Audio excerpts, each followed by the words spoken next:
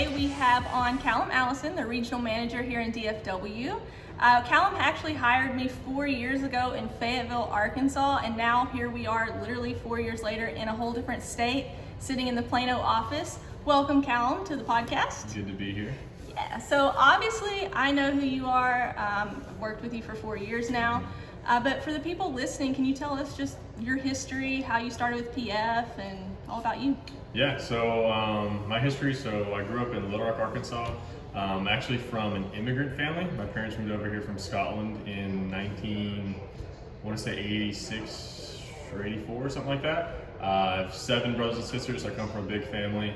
I started with Planet Fitness in September of 2013. I was hired on by Caleb, was part of the interview. I started off at Fayetteville West location, then ended up just moving up there, and then ended up taking on the Springdale location for a couple months, moved to Fayetteville East, and then after the Fayetteville East, I moved over here to Dallas, taking on the regional manager position in DFW, and that's about it. Nice. I've been here a long time, since 2013. Not to call you old or anything, but that's when I graduated high school.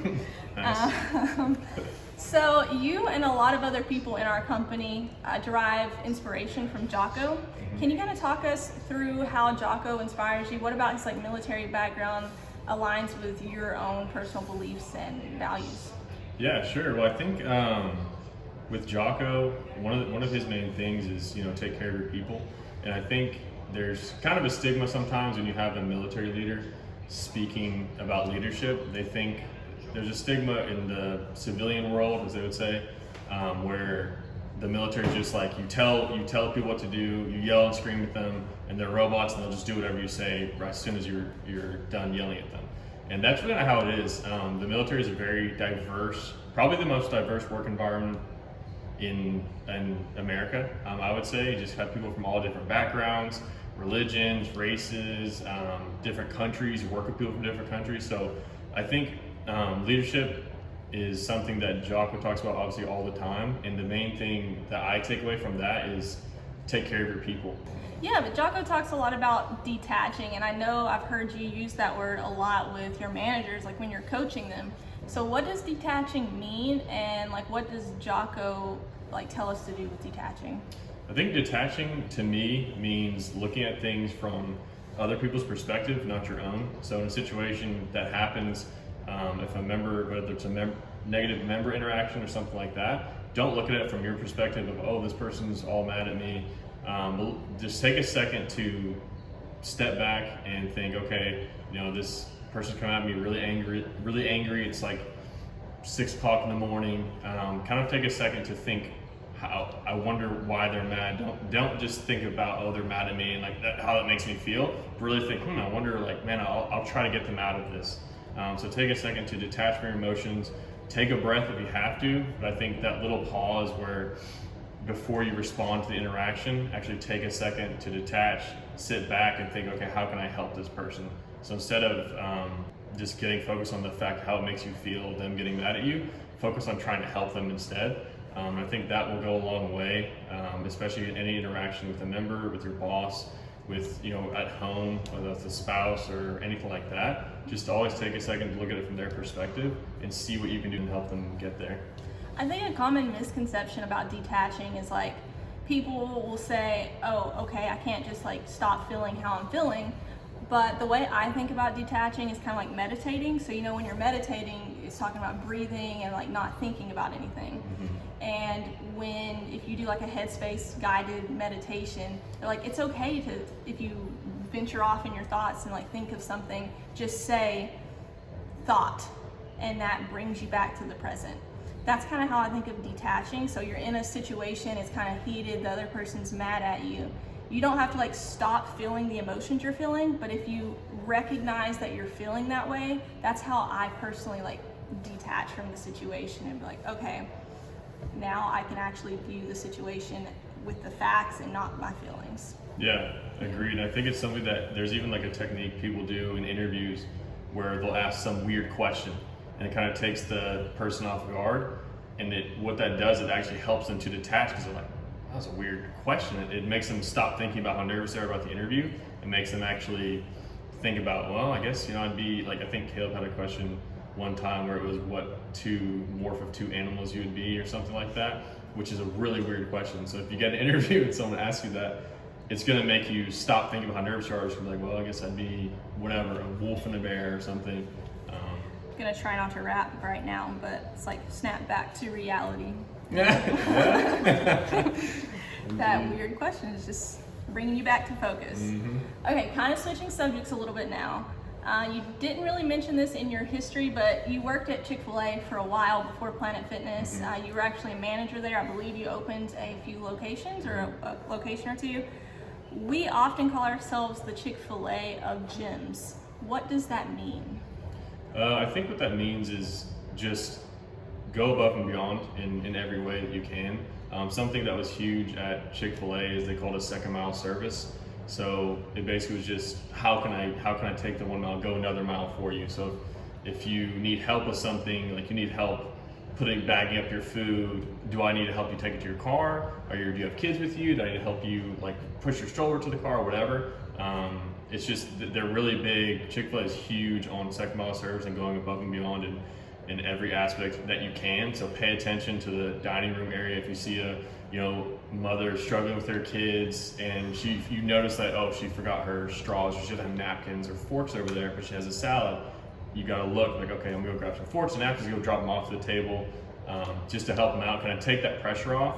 And even the littlest things like that, it blows people away because it's not common at all. Typically, restaurants, in businesses in general, they just do the bare minimum. They sell you the food. All right, have a good one. You're on your own. All the stuff's out there for you to take. But Chick-fil-A is really big on going the extra mile and really taking that customer service to the next level. I actually have a really good story for kind of what started me off. It might be going off topic a little bit, but I have a moment when I worked for Chick-fil-A where I was a front desk, we call it front counter, Chick-fil-A, and the operator, his name was Rob Watkins. He was an awesome operator. He ran it so well. He had a great team there. It was amazing to be a part of. But I had this homeless guy that would come in. He came in a couple of times and he would bring a Chick-fil-A cup and it would have refrigerator ice, or ice you get from home. It's like you knew they didn't get it that day, and you're not supposed to give refills if they didn't buy it that day or if they've already left and come back. So one thing I told him, hey, I can't really refill that. I can get you a cup of water if you want, but I can't get you. He's like, oh, get the sweet tea. I was like, no, I can't do that, unfortunately.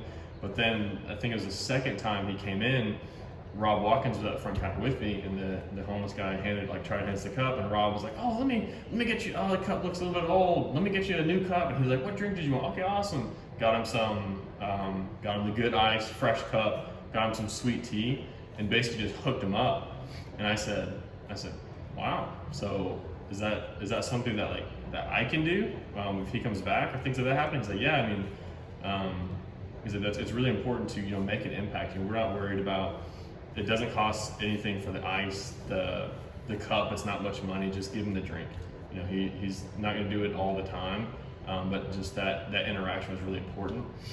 And I think what that did for me was it basically empowered me to know that, if I try to do the right thing, if I go above and beyond for a customer and I'm doing the right thing, then I'll never get in trouble. That really empowered me to it almost unleashed me to just be kind to the customers and people who come to drive-through, people who come to front counter. It really was a moment where it pushed me to become a better leader from a peer standpoint, because I would just go above and beyond as best as I could for customers, team members, things like that. So I think that was a really empowering moment for me, where to just go above and beyond for everybody that comes in.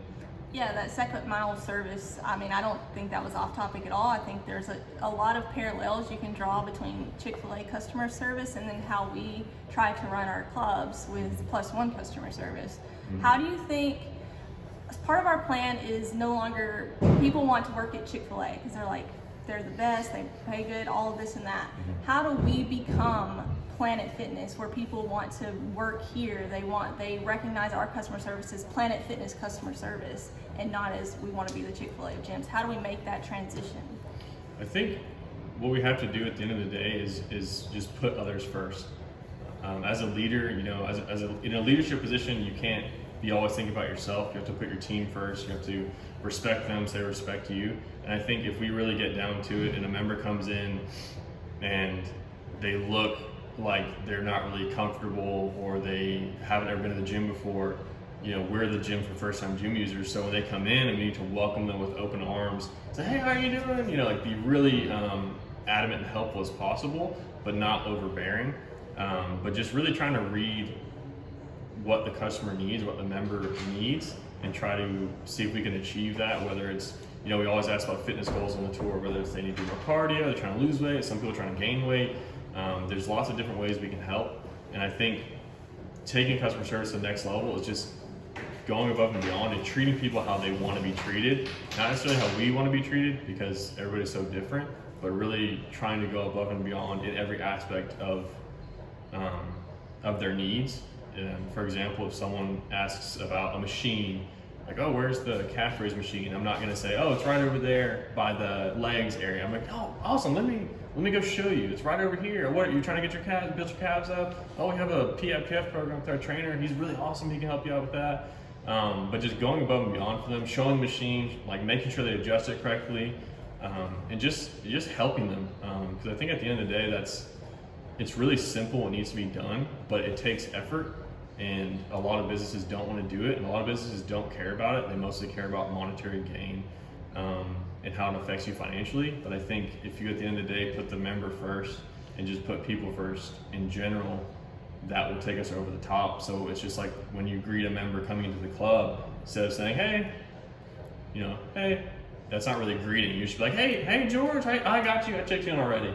Like, how are you doing? How are your kids? You know, like find something that develops that personal relationship and builds that relationship with the member. And that's something that's really important to do. And I think that's all it takes. Just build relationships. And we say create raving fans. But if we do that, build relationships with the members, I think that's pretty much all that needs to be done. Yeah, I agree. And I also think it takes like your reputation and consistency. Like you don't hear, like no one ever has a bad experience at Chick-fil-A. Like I've been to Chick-fil-A so many times, and I don't think I've ever had a bad experience. So their reputation is known for that. Yeah. So you don't even have to think twice about it. So I think that's something we need to be consistent in creating those relationships and creating raving fans, and then that's how we get to that next level. Yeah, and I think what that does too is when you have that atmosphere or that reputation, it makes people assume positive intent. So if they come to the Chick-fil-A drive-thru and they get your order wrong, you're probably not gonna be that mad. And some people obviously got really mad, but you're probably gonna be that mad because you're like, oh, it's Chick-fil-A. They never mess up. I'm just gonna go back in there. I know they're gonna hook me up if they fail.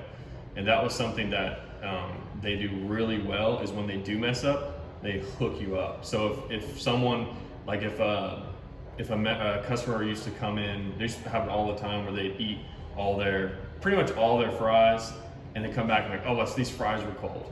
You know, and your typical business would be like, ma'am, you ate all those fries. You know, you clearly ate them all. It wasn't that cold. But at Chick-fil-A, would be like, oh, so sorry about that. Here, let me get you a large fry. And here's a coupon for a free fry next time you come in as well. And it would just blow them away. So even if we didn't think we messed up, you know, at the end of the day, it's kind of goes back to like extreme ownership, but we would take the hit and just say, oh, we messed up, so sorry about that, and just hook them up.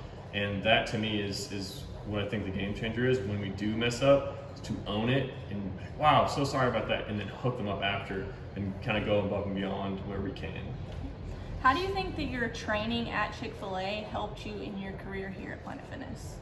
I think what Chick-fil-A did for me is, well, that little backstory, when my first job ever, besides mowing yards when I was younger, I was 15 years old, worked for this place called Great Wraps, and it was ran by this guy. His name was Howard, and he was a Vietnam vet, just a stern man, and did not like waste. So when customers would come in, if they wanted, you know, a little bit, if I try to give them a little bit extra chicken or something like that, it was a sandwich place.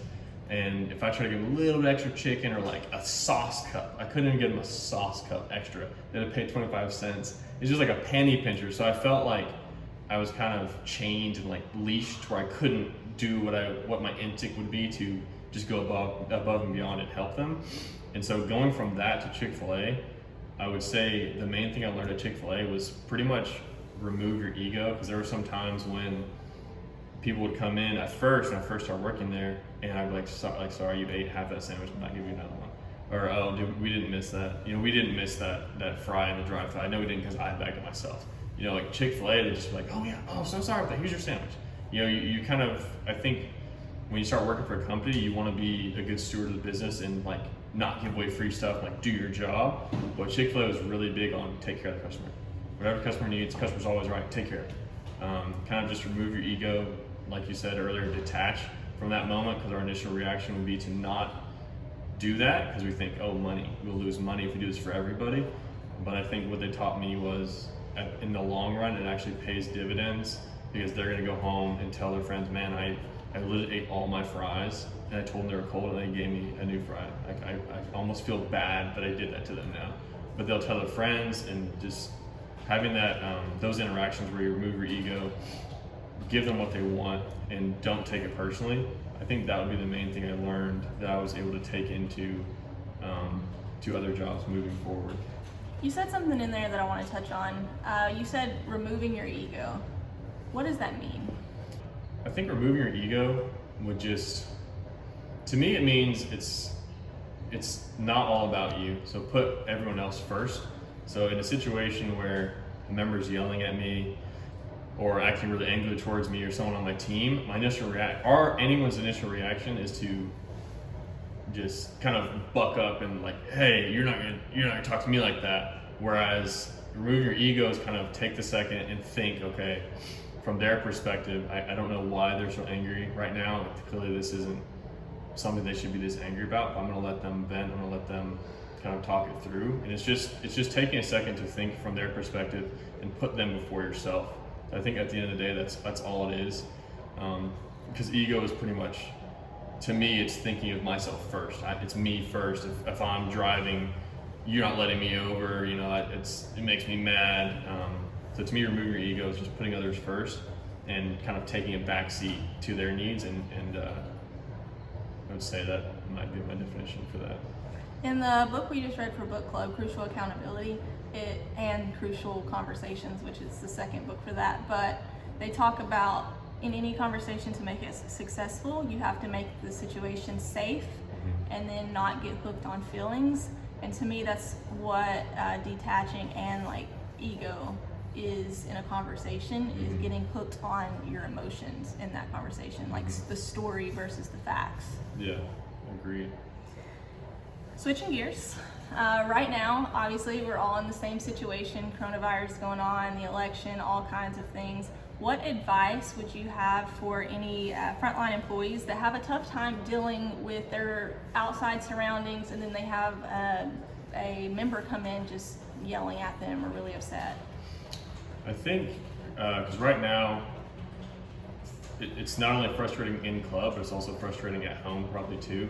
Things are different. You can't go out as much. You have to wear a mask, which is annoying, especially people with glasses. The glasses fog up, or it's making your face break out. So there's a lot of things going on outside of work.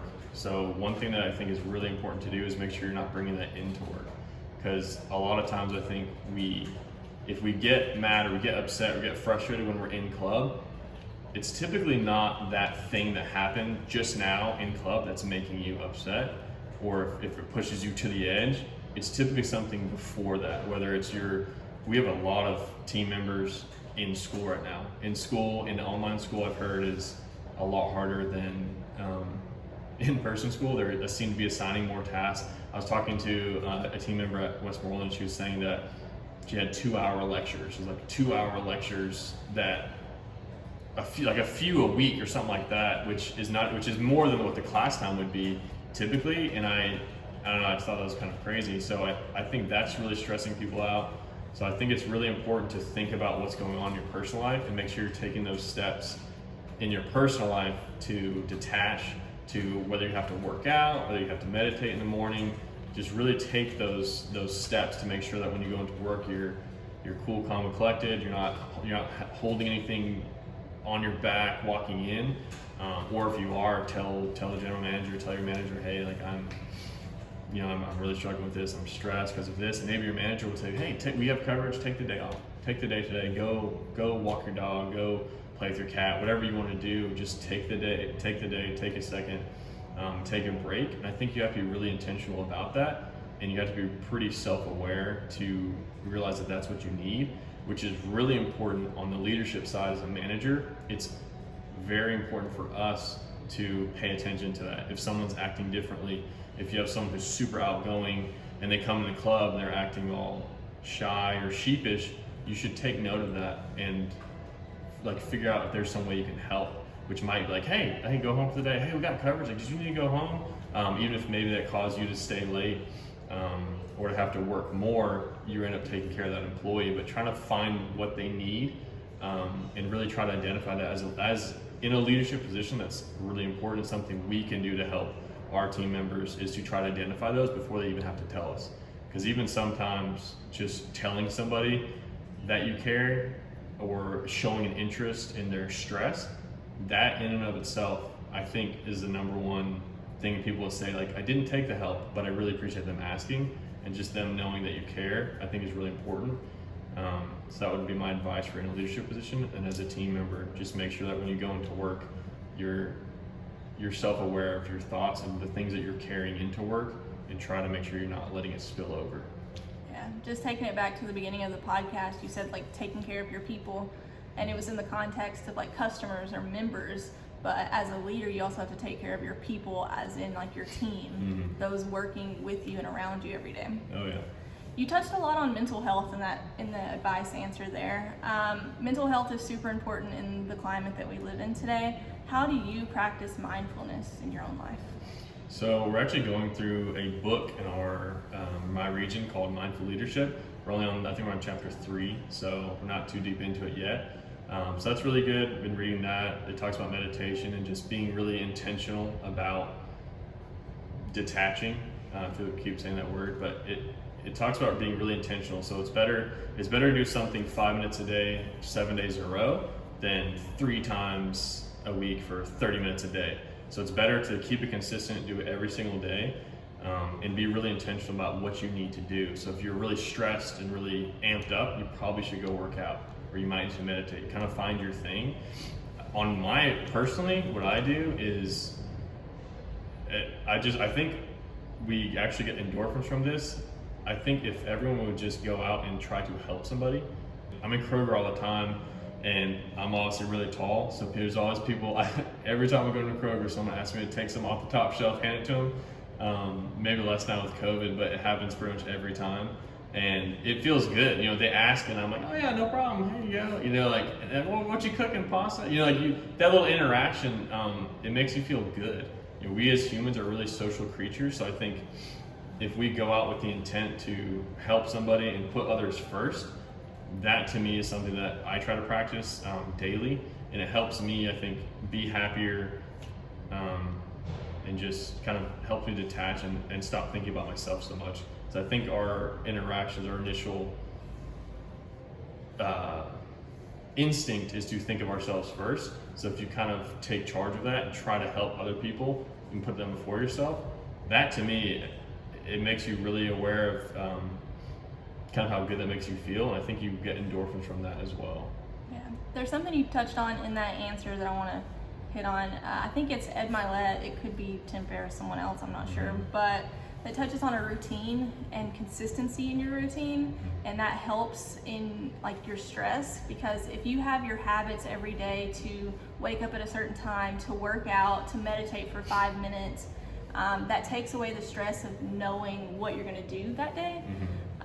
So that's something that I kind of try to do, is if I want to meditate, don't set these unrealistic goals of 15 minutes 7 days a week. Set like 3 minutes a day, because even 3 minutes consistently is going to be better than that 15 minutes like once a week or once every 2 weeks, whenever you think about it. So setting those like consistent realistic goals help with the like stressfulness of having a routine, I guess. Well, and I think too, you have to, like you said, you have to make it an achievable goal. So if you have something, there's an old famous speech where the guy, I think it's an admiral in the Navy, but he says, wake up and make your bed. There's a whole make your bed speech, because you have that little win. You know, if you have make your bed on your checklist or your to-do list for the day and you're able to mark it off, it feels good. So you should make these little goals, whether it's do my laundry, do 10 push-ups when I wake up. Just, you have that little accomplishment, feed the dog, like things that are productive, and you crossed off your list, it feels good. And then it makes you want to continue to do that. Yeah, I take that to the extreme. I have like 7 different calendars of my my home like chores, like laundry on Tuesday. Yeah. Check it off, even though I know I'm gonna do it anyway. So your level's above me in that. Just on that. Okay, so now we're gonna have a little more fun questions. First one, you have a dog. Mm-hmm. Dog's name is? Bruce. Bruce. Why Bruce? So I'm obviously, my family's Scottish. So Robert the Bruce was a king of Scotland. And so I was gonna name him Robert the Bruce, but that's kind of a long name for a dog. So I ended up naming him Bruce for short, and that's kind of the background of that. So. What kind of dog is Bruce? He is a Boston Terrier. Is Boston Terrier of Scottish descent? No, I think it's actually the first American breed. I'm not sure of that. I might need a fact check, but I think it's actually the first ever American dog breed. Gotta say, I expected more. I feel like you would have like researched Scottish dog breeds first. No, I should have, but if I can't afford to buy one, ship it over. Next up, if you had to recommend one book and one book only for every leader in our company to read, what would it be and why? I think the book that I recommend is something that you probably assume I would recommend, but it'd be Extreme Ownership by Jocko and Leif Babin. I think that book to me is very basic. Basically says everything in your world is up to you, you're to blame for everything that goes wrong in your world. So control what you can control, but what the book talks about a lot is taking ownership of every situation. So if, say, I ask one of my GMs for an assignment, I tell them, hey, send it to me by Friday, and then they don't send it. It's like, it's Monday, and I'm like, hey, where's this assignment? Instead of saying, hey, you didn't send me that assignment on Friday, so I'm gonna write you up. You might be like, hey, I should have set a calendar invite. I'm not sure if I explained, what I exactly wanted, or if I explained that I needed it submitted Friday, so my apologies for that. But just making sure that you own everything that goes wrong, and then when things go right, to delegate those duties, like delegate that to your team. Like, hey, you guys killed it this month on KPIs, you killed it this month on your CSATs, but don't take away the wins from your team, but definitely take all the blame and stress away from your team, because as leaders, we should bear that burden. So if you're going into a leadership position and leadership role, I think that's something that you should read, because it makes you realize at the end of the day that everything is your fault and that you can own everything, which is kind of a tough concept sometimes to grasp or to implement. But I think what it does is it gives you that selfless leader mentality where you put the team first and you take all the negative stuff on your back, and you it can kind of ease the stress of the team and help them out. Follow-up question on that. When I read Extreme Ownership, I understood for the most part the concepts. One of my main questions was, what is the difference in extreme ownership and excuses? Like your example of giving someone an assignment, it was due on Monday, they didn't send it on Monday, and you saying, oh, I should have maybe sent a calendar invite, I should have done this, should have done this. At what point are you giving excuses to someone?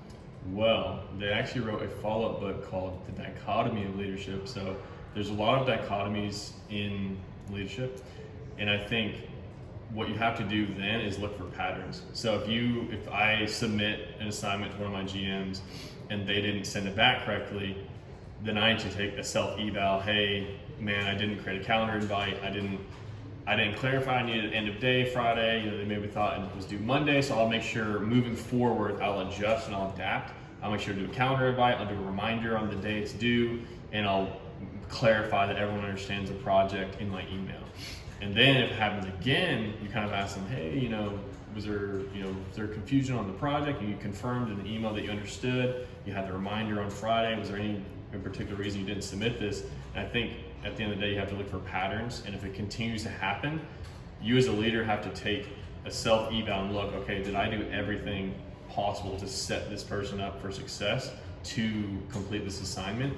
And if the answer is yes, then you got to go to that person, you know, maybe take disciplinary action or have that tough conversation of, hey, you know, I feel like I gave you every opportunity to submit this on time. I gave you reminders, I did all these things. I'm not sure what else more I could have done. Or was there any reason in particular you didn't submit this? And a lot of times they'll know that and they'll tell you, no, I honestly just, I forgot, or I got distracted, I didn't submit it on time. So I think there are definitely a lot of dichotomies to extreme ownership, and there's a balance to everything. So you can't make excuses and say, oh, you didn't give me you didn't set a calendar invite, you didn't do all this stuff. Like, you as a leader, especially if you're in a leadership position already, you shouldn't expect your leader to always give you that. But there's definitely just a balance to everything. But I think once you start seeing patterns is when you have to take a step back, have that crucial conversation, and make sure that you know that you've done everything in your power to make them successful. And it's kind of up to them to drink the water, as they say. I'm gonna be honest with you, Callum. I've asked a lot of people that question, and that may be the best response I've gotten. Sweet. It made me really understand it. Because I even asked one of the echelon front guys that question. Really? Yeah, when they spoke for us. But that's all the questions I have. So I really appreciate you finally coming on the podcast. I've asked many times. He just wanted to wait until we got camera view, I guess. Yeah. But thank you for joining, and hope to have you back soon. Awesome. Thanks, Julie. Thanks. Appreciate it. If you enjoyed listening to this episode, be sure to subscribe on SoundCloud, Spotify, Apple, or wherever you consume podcasts. You can be the first to know each and every time we post brand new content. Be sure to rate, review, and share. Thank you so much for listening, and I hope today's episode has brought you that much closer to your success. And don't forget to lead with passion and purpose in 2020.